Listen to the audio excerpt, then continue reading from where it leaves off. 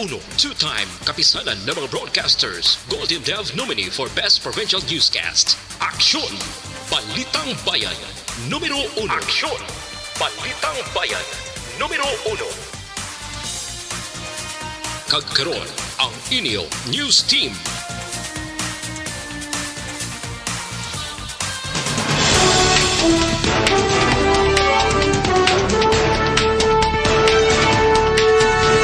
Sa mga pangulong dinalan sa mga balita lokal, 18 ka mga lokal nga gobyerno sa Negros Occidental nagsuspend sang klase.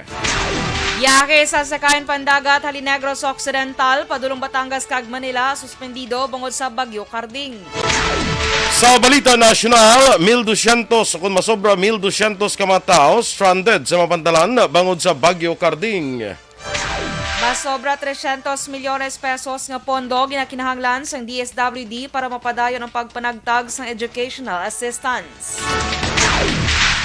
Mayong aga Bacolod, mga gabahin sa Western Visayas. Karong adlaw Lunes, September 26, 2022. Ang inyong news team, Aksyon Dorel Cabat. Kag-Action Boy Duran. Ang mga balita lokal, pagkatapos lamang sa Ang balita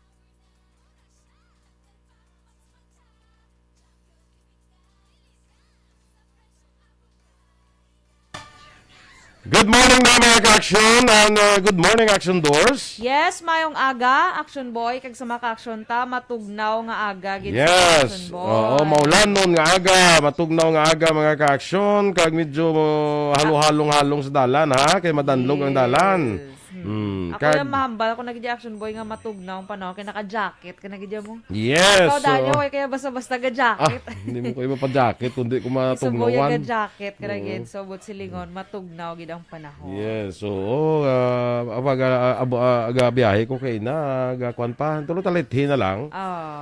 Pero tiyan mo na, mabasa ang dalan. Correct. Matugnaw ang panahon, mga ka-aksyon, no? So, kumusta ang kwan? Kumusta ang bagyo? Kumusta ang bagyo? So far, Action Boy, ang bagyo nagamatamat na huyang. Thank God. Nagkahinay na siya. Imagine, do amo niya nga bagyo, may signal number 5 yun mo. Isubong yung Action Boy, signal number 3 na lang. At Kung least, mag-signal number 5 ka, sobra ka lapit ka na 200 yang kabaskugon sa hangin. Oh, sobra eh. 215 to balang ilan na ano mo na record. Swerte, no? Kung saan, pag hapay na ng mga humay mo yung Action Boy, ah. Humay Kaya na ikaw humayan mo to bala sa Castellana. Hapay na to ya. Hapay na. 5 ka mga pulok tuig na tugro na hapay na to ya. Uy, nakatindog ba? Kala. Kag ang ikaw magwa ka, basi madala ka pa na sa hangin. Amo Sa na kabaskog gani sa ka, hangin. very delikado katama. At least Action Boy nag-ano na. At least naghinay na siya Action Boy. So, So, Action Doors sa kwan bala, ining sa suspension sa klase. Basta gani may storm signal ang isa ka lugar, automatic na sa way klase. Correct, automatic. Why na yan sa una? Sa una, may storm signal number 1 na may elementary, muna. Subong ya, automatic na. Basta may storm warning storm signal na ang isa ka lugar, automatic na siya. Now, kung wala sang storm signal, pero may ulan, mga amuna ba nga mga...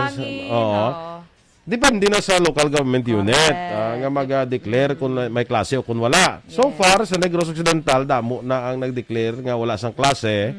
Pero sa Bacolod, wala ya. Wala. Why Sige lang ni sang Mayor, stay declaration? safe lang kita tanan. Stay safe lang kita ko no. So why declaration? Kay I don't know kung ang ako na ang suspension na isang klase kay block katiga do ulan ma-protection na ng estudyante lang nga hindi mabasa, hindi ka magsulay, di ba? Kay amo man na siguro nakita kong rason sa mga ibang LGU. Bisan wise na sa storm signal, gab-declare sila nga way klase kay delikado mo magbiyahe ka basi may landslide kay gaulan mo. Basi Labi na sa southern part sa Negros, Action Boy, grabe tong, especially sa Kawayan, sa imo nga Vanuatu. Ay, oo. Pero teka, baha to yung Action Boy kagapo. Gabaha yan, no? So, protection mo sa mga estudyante, Anyway, Dres Bacolod dya wala pa yan, no? Dugay-dugay sa aton balita, batian nyo na kung di na magiging declare nga may suspension sang klase, no? O sige, standby na na mga ka-aksyon sa aton nga mga balita lokal.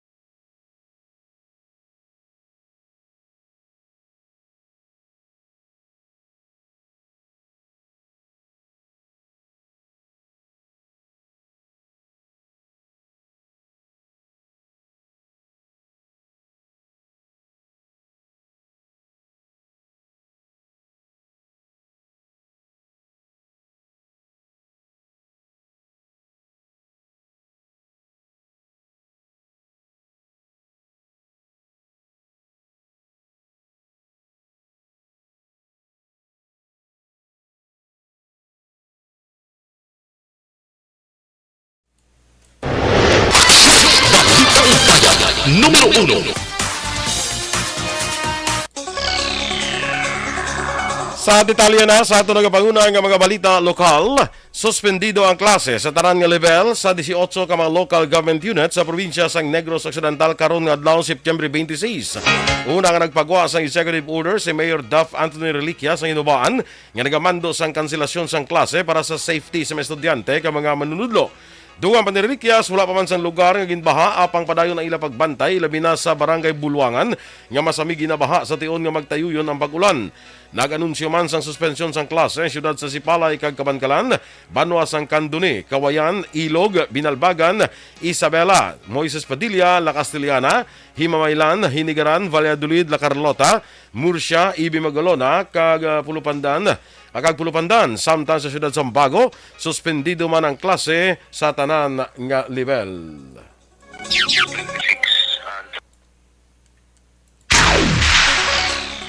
Suspendido man ang biyahe sang taranya sa kain pandagat halin sa probinsya sang Negros Occidental padulong sa Batangas kag Manila bangod sa Super Typhoon Karding. Base sa Sea Travel Advisory 1 nga permado ni Commander Joe Luvis Mercurio sang Philippine Coast Guard Negros Occidental, temporaryo lamang ang suspensyon sang biyahe tubtub nga yara pa sa Tropical Cyclone Wind Signal number 3 ang madamong nga lugar sa Luzon. Ginabisuhan man ang mamagagmay nga sa kain pandagat o kon motorbangka nga magbantay sa mga advisory kag sundo ng guidelines ng Philippine Coast Guard. Na-recover naman ang masobra 1 milyon ka pesos ka balor sa illegal nga droga sa isa ka lalaki sa Bredco Port sa reclamation area sa Barangay 10, siyudad sa Bacolod, pasado alas 4 ang tagna kahapon sang hapon. Ang nadakpan ang ginkilala kay Remhon Dumangkas, 36 anyos, residente sang Barangay Padlad, Banwa sang Dumangas, probinsya sang Iloilo. Sunod kay Agent Bamboo, ang Deputy Provincial Officer sa PDEA Negros Occidental, nagpamalibad si Dumangkas nga mag-agi sa scanner sang Bredco Port sa baylo nagpadulong ini sa comfort room kag ginabuhi sa basurahan ang isa ka putos nga suludlan. Sang ginusisa sang otoridad, nakita ang isa ka long knot tied transparent plastic packs sang ginasuspetsuhan shabu kay isa pa ka small knot tied transparent plastic packs sang ginasuspetsuhan shabu nga ginabulwanta 150 gramos ang kabugaton ka nagabili sang masobra 1 milyon ka pesos. Dunga pa ni Bamboo, doyo kuntani magtabok ni Dumangkas padulong sa probinsya sa Iloilo sang narakwan. Si Dumangkas ang nahunong karon sa custodial facility sang Police Station 2 kag natalana pasakaan sang kaso. Liwat man nga naaresto ang anay preso sa drug boy bust operation sa Ilog Municipal Police Station sa Smith Street, Barangay 2, Banwa sang Ilog sa nagligad ng Sabado, September 24, 2022.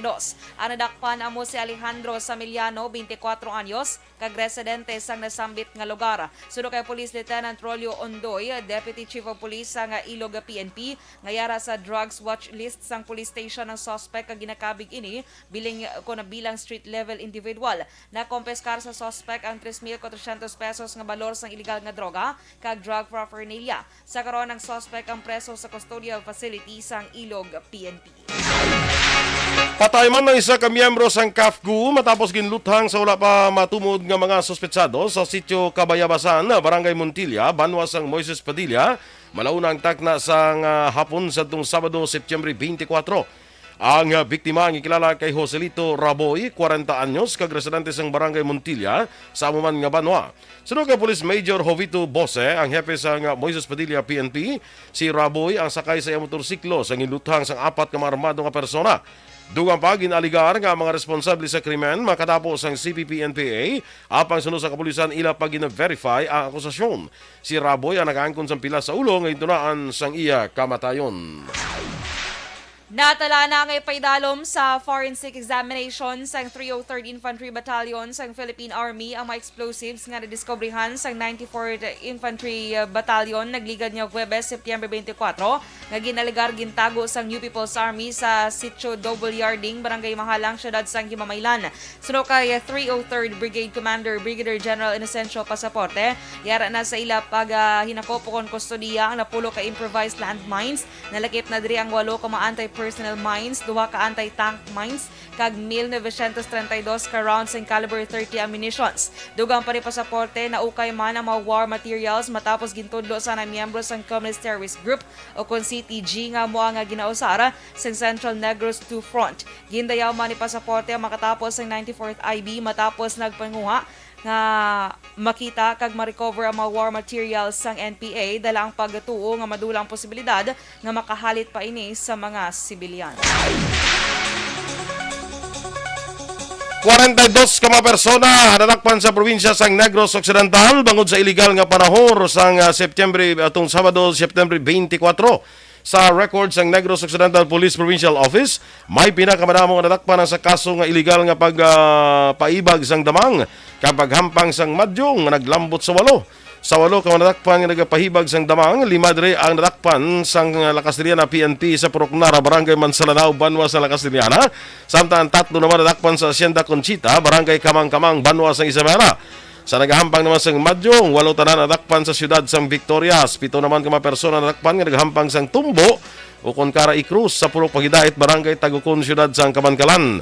Naaresto man ang 7 ka mga persona matapos maktuhan nga nagahampang sang Tongits kag Bingo sa Purok Bayabas 1, Barangay Caridad sa siyudad Sambago. Arestado naman ang top 4 most wanted persons sa San Carlos City Police Station sa pagserbis ng warrant of arrest sa Center Mall, Barangay Palampas, syudad ng San Carlos, Negros Occidental, pasado las 10 sang aga sang Setyembre 24.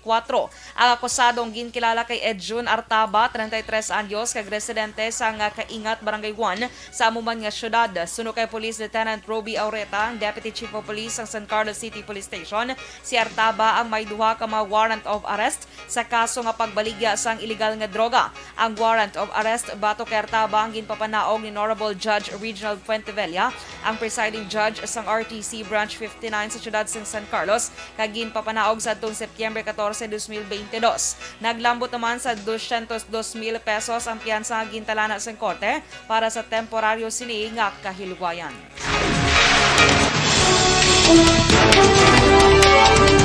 Action Radio Philippines Standard Time, las 6:19. Masobra 1,200 ka mga tao stranded sa mga pantalan bangod sa Bagyo Carding. Samtang masobra 300 milyones pesos nga pondo kinahanglan sang DSWD para mapadayon ang pagpanagtag sang educational assistance. Ang detalye sa mga balita nasyonal sa magbalik sang aksyon, Balitang Bayan numero 1.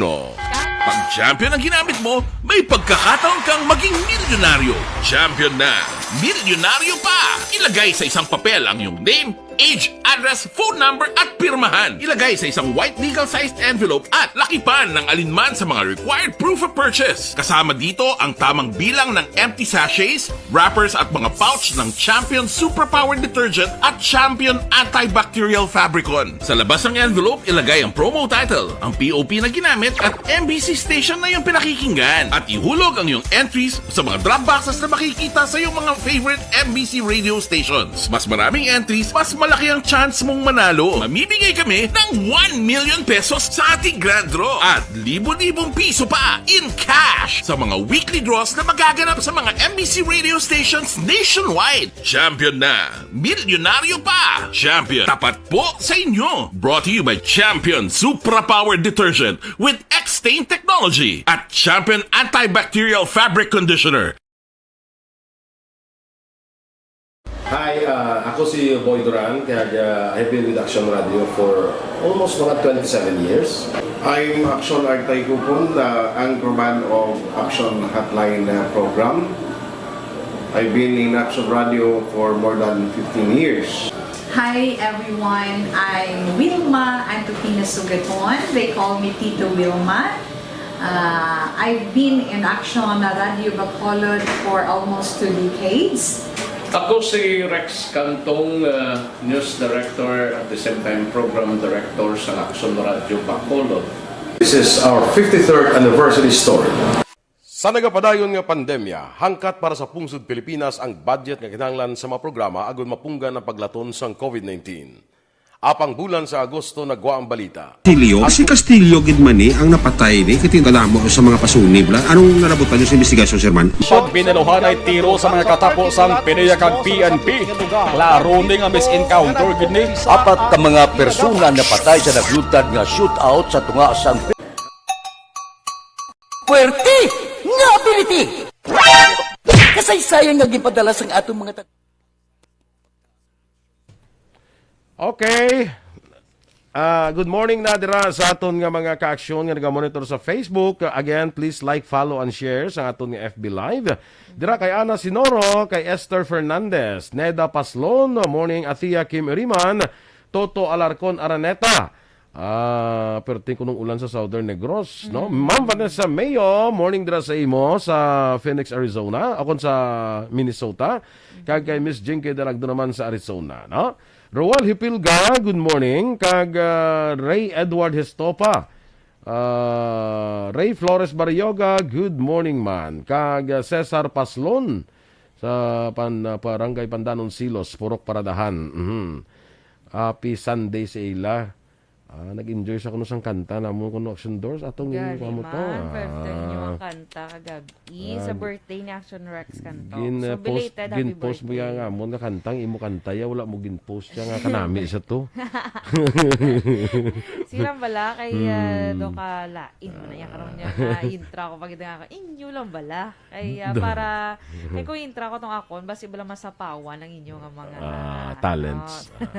Dondi Blanca, good morning sa imo. Baby sana nda na be. Si Axel mo ne may klase sa Bacolod o kon wala. Kaya ka balo pa. Kaya wala pa sa announcement. Wala sa announcement mo. Hindi wala sa announcement. So may klase. Yes. Okay. So hasta subot silingon, tubtob subong alas 6:24 sa Wala pa sa announcement. May klase. May klase. Kaya wala sa announcement. Alin sa aton nga mayor. Okay. So again mga Bacolod nonda.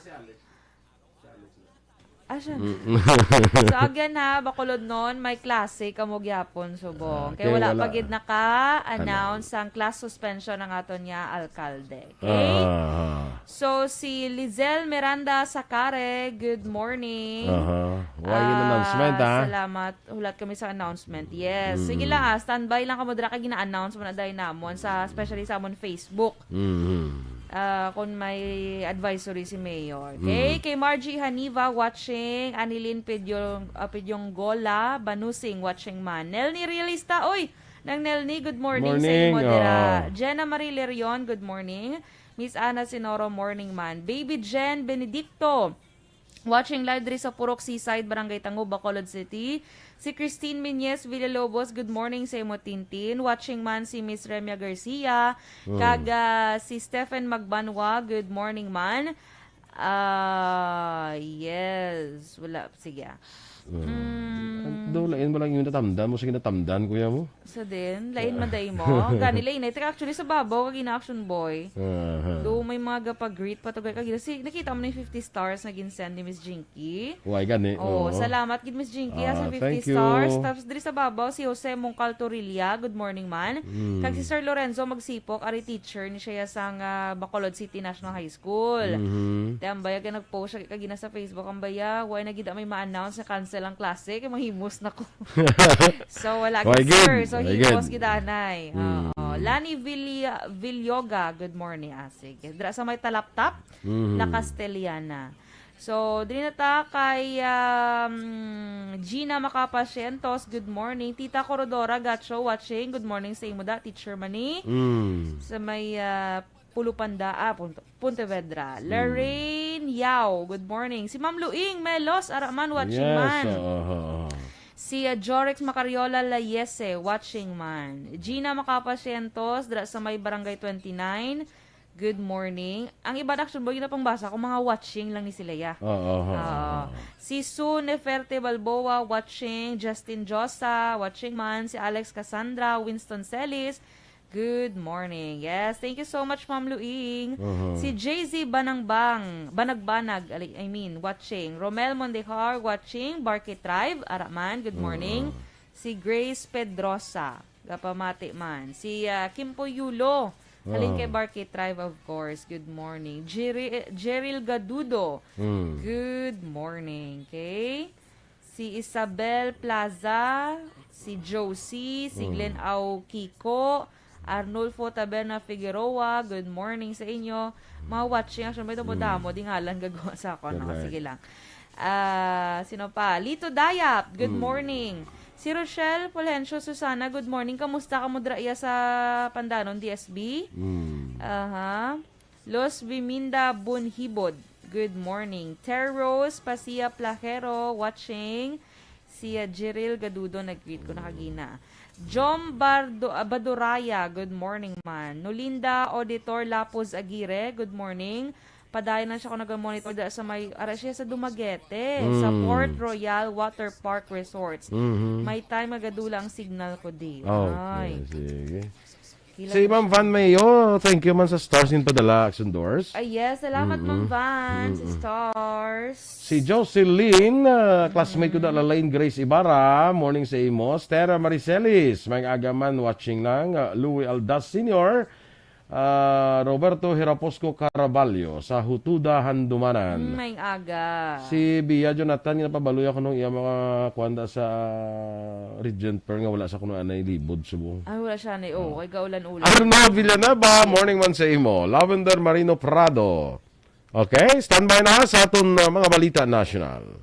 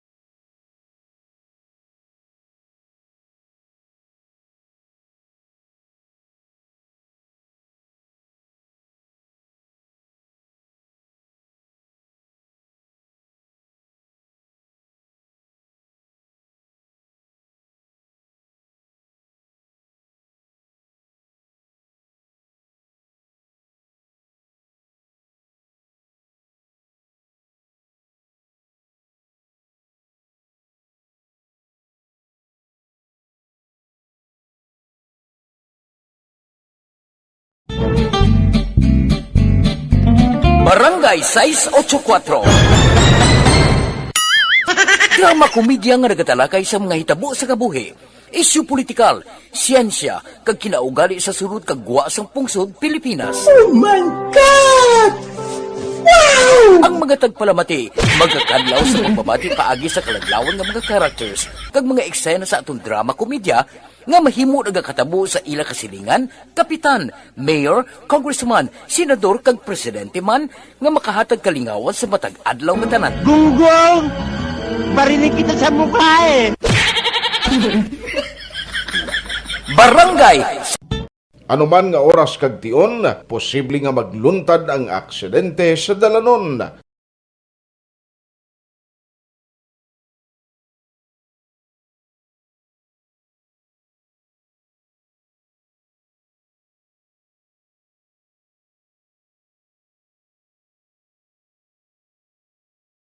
Yari ang pila ka mga road safety tips para malikawan ang vehicular accident. Regular nga i-check ang kondisyon sang imo salakyan, pribado man o kung pampubliko, pumalin sa guma, preno, tubtob sa makina. Bilang dugang nga proteksyon, mag-usar sang seatbelt.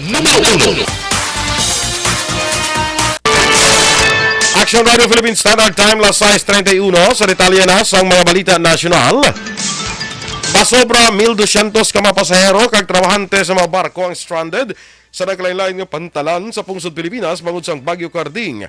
677 diri ang mga pasahero nga stranded sa karon sa 16 ka mga pantalan sa Southern Luzon, kalakip na sa Batangas Port, samtang 535 naman sa puerto sa Virac, Catanduanes. Sa monitoring sa Philippine Coast Guard, 297 ka mga rolling cargos, 58 ka mga barko, 43 ka mga motor bangka ang stranded. Sa karon nagapabilin sa gyapon ang gale warning sa bilog nga eastern kag western seaboard sa Luzon bangod sa bagyo. Nag-abiso naman ang Pag-asa kag PCG sa publiko nga gilayon mag-report sa otoridad sa tion sa pagbaha bangod sa ginabantayan nga storm surge. Ginpahayag sang Department of Education akong DepEd nga automatic na nga kanselado ang klase halin sa kindergarten to grade 12 kalakip man ang trabaho sa pampubliko nga buluthuan nga ginpaidalom sa anuman nga public storm signal. Sa revised DepEd Order number 37 nga pirmado ni Vice President kag Education Secretary Sara Duterte, ginpahayag nga tion sang bagyo ang in-person kag face-to-face classes, trabaho kag alternative learning system ang suspendido para sa mga eskwelahan nga nahamtang sa malugar nga ginpaidalom sang Pag-asa sa Tropical Cyclone Wind Signal number 1, 2, 3, 4 o 5. Dugang pa suspendido man ang klase kag trabaho halin kindergarten to grade 12 para sa mga eskwelahan nga nahamtang sa mga lugar nga ginpaidalom sa orange to red rainfall warning o flood warning sang Pag-asa. Samtang magadepende naman sa local chief executives ang desisyon may angot sa class suspension kung ginpaidalom sa yellow rainfall warning ang ilang local government unit. Sa idalom sang DepEd Order 37, gilayon kanselado ang klase sa tion nga nagpagawa na sang warning ang Pag-asa. Ginmanduha naman sang National Telecommunications Commission ang tanan nga public telecommunications entities nga siguruhon ang kahandaan sa kahalitan nga mahimo ti ituga sang Bagyo Carding. Sa ginpagawa nga memorandum ni NTC Commissioner Gamaliel Cordoba, ginmando silang pagpasiguro nga may nagakaigo nga kanamuon sang technical kag support personnel, standby generators nga may extra fuel kay iban pa nga gamit sa mga lugar nga maigo sang bagyo.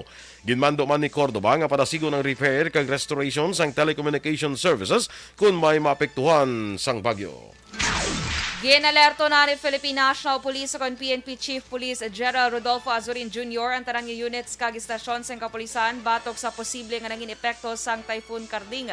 Sino kay Azurin ginapreparar na niya ang kapulisan partikular na sa naminhan nga bahin sang Luzon sa pagpatigayon sang search and rescue operations sa mga posible nga naapektuhan sa paglaslas sang bagyo.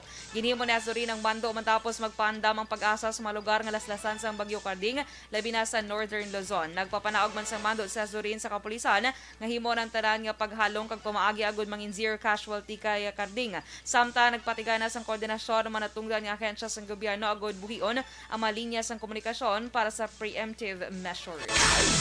Nagakinahanglan sang dugang nga 300 milyones pesos nga pondo ang Department of Social Welfare and Development agud liwat mapadayon ang Educational Assistance Program para sa mga estudyante.